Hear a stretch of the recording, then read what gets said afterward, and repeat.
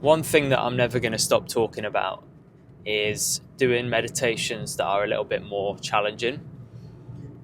A lot of people obviously will come to meditation through guided meditations, guided practices, and that is a great way to begin. It's a great way to step into the world of meditation and sort of get a feel for things. It's a slightly more gentle introduction, and I liken it to, like, if you've ever been to a hypnotist, or if you know much about hypnotists, what they tend to do, or hypnotherapists I should say, what they tend to do is basically bypass the conscious mind and then reprogram or make changes within the subconscious mind. The subconscious mind is like the computer system that we put information into, and that information then sort of leads our life in a way. What we fuel or what we place in the subconscious mind has a huge bearing on our day-to-day behaviors, habits, and all of that.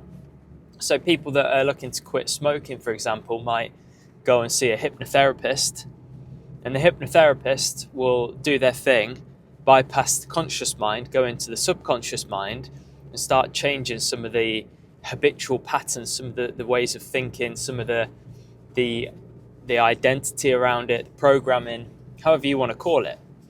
And the hypnotherapist is the person that does that work. And that's really good for that type of thing. There are many, many, amazing byproducts and benefits of seeing someone like that for particular issues or difficulties that you're going through. When it comes to meditation, guided meditations are kind of similar in that the meditation teacher, the person guiding you, is to some extent doing the work. And when you're talking about meditation, this is deep inner work that you want to be doing. It's almost like going to a gym and you pick up a 20 kilo bench press. You're on the bench press and you're doing 10 reps, and you've got someone there who's helping you through all of the reps, not just the last couple, but all of them. Maybe they're taking up 40% of the work, 30% of the work. But you'd actually get a lot more out of it if you just picked up the weights yourself, maybe went a bit lighter and did the whole thing yourself, because there are so many different supporting muscles that you're now utilizing. You're now learning what weight works for you. You're learning how to find your own limit with the weight. So there's many, many benefits that come about by you going through a degree of difficulty. And meditation is exactly the same in that sense. And I think a lot of people, and I understand why, always think or kind of often think that meditation is supposed to be an easy thing to do, or it's supposed to be something that immediately puts you in that place of calm and peace. And if it doesn't, then it's not right. You're not doing the right thing. And it's actually not the case. Although when you get better with a technique, that will be the case. There will be a period of time, and that period of time might be a couple of weeks, it might be a couple of days, it might be a year or longer in some cases, where you have to work with that technique and overcome lots of different aspects of yourself. But the beauty of doing that is that in the working through those challenges, the best parts of yourself, the parts of yourself that we're trying to expose is allowed to rise to the surface. The best parts of you start to manifest when you're putting yourself in that place where you're needing the best parts of you to come out. They have to manifest in order for you to get through that process, or work through the process that you're working through. So this is I think a really profound lesson that all of us need to really understand fully if we're treading this sort of spiritual path, or you're into meditation and that type of thing. Yeah, there's definitely, it's not that there's a time and a place actually for doing meditations that are immediately put you into peace and calm, because once you've got over that aspect of difficulty, you will then be in that place of deep calm, deep peace. And the meditation techniques that you start with, you may initially think, there's no way I can meditate using this method. There's no way that I'm going to be able to get into an actual meditative state using this technique. But that is purely our thinking, because with enough time and persistence, and when you work through it, you will find that you will overcome all of these different aspects of yourself that were in the way or were struggling with the meditation technique. Or on the flip side, as I mentioned earlier, the positive aspects of yourself rise to the surface and overcome it.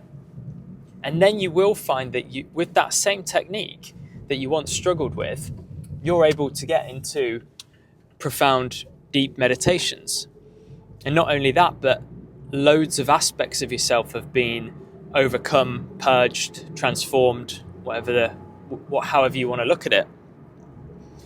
And this I think is not spoken about enough in the world of meditation, because my theory is, and this is a theory, my theory is that meditation in the West came about because, not entirely, but a large part of it, when it came to the West, I'll reframe this, when it came to the West, very quickly it was monetized. It was another practice or tool that businessmen could use to make money out of. And to some extent, with YouTube, with there being like guided meditations on YouTube, with there being meditation apps and all of these types of things, people need views. People need you to buy their different products and their different this and that. And I know I sound like a complete hypocrite here, because I've got a course, I've got an online school, but I've always taken this approach of, I'm going to teach methods that I know are not easy.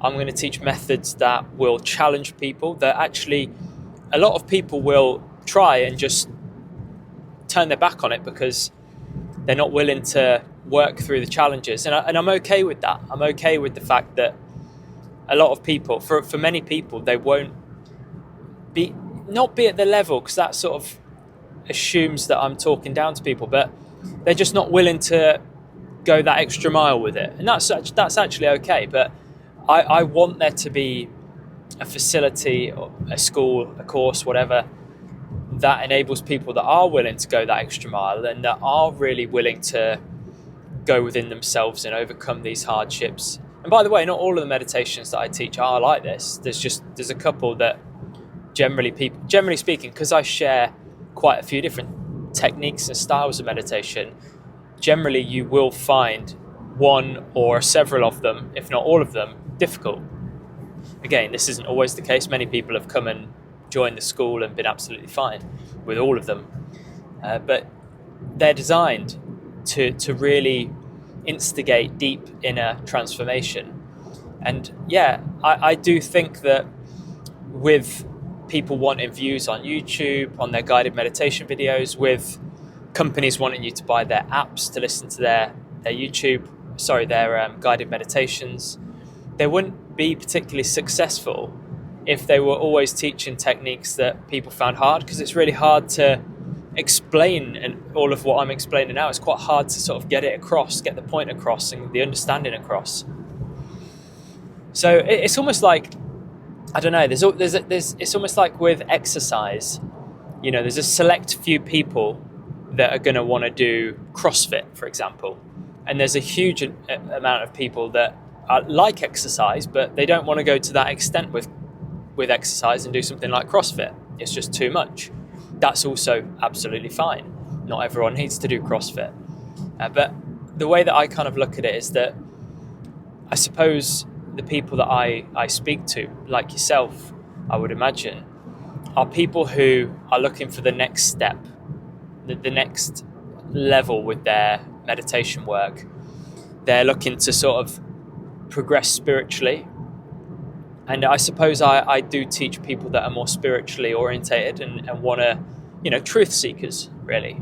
Truth seekers. And with that, the way to really carve out your path and make good progress and really actually get the deep inner transformation and transform yourself and your mind to the place where the majority of the time you are peaceful, the majority of the time you are happy. In order to do that, you kind of do have to go through these difficult periods and try techniques that do challenge you to some extent or another. So yeah, I think it's an important point that I wanted to share with you. I have mentioned this before on my channel, but I wanted to go into it a little bit more again today. And I'll be interested to hear what you think about this. Have you tried meditations that are difficult? Is it something that you've ever thought of or considered? If it is, if you need any sort of guidance on that, I'm always happy to try and steer people in the right direction. I do sometimes struggle to get back to the comments because of the school that I've got, and I tend to put out a few videos a week. It's hard for me to keep up, but I'll try and get back to any comments if needed. And if you are looking to take your meditation practice to that next level and learn some new techniques and that type of thing, then the school is a great place for that. But I'm going to keep putting these videos out there and giving you hopefully useful advice that will help you on your journey with meditation and your spiritual path. I'm going to leave it at that for now. Have a great one. See you on the next video.